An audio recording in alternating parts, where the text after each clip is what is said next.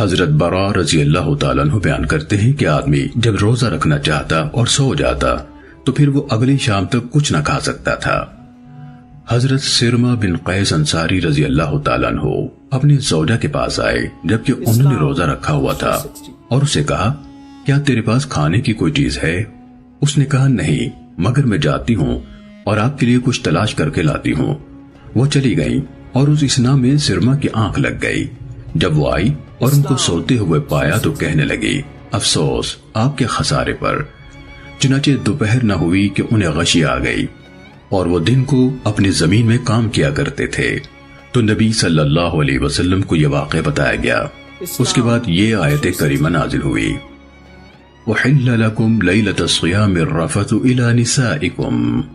آپ نے من الفجر تک قرات کی، روزے کی رات میں تمہارے لیے اپنی بیویوں سے مباشرت حلال کی گئی ہے، وہ تمہارا لباس ہیں اور تم ان کا لباس ہو۔ اللہ کو معلوم ہے کہ تم اپنے نفسوں کے ساتھ خیانت کر بیٹھتے ہو، سو اس نے تم پر رجوع فرمایا اور تمہیں معاف کر دیا ہے۔ تم اب اپنی عورتوں سے مباشرت کر سکتے ہو اور طلب کرو وہ جو اللہ نے تمہارے لیے مقدر فرمایا ہے، اور کھاؤ پیو حتیٰ کہ فجر کے وقت صبح کی سفید دھاری سیاہ دھاری سے جدا نظر آنے لگے۔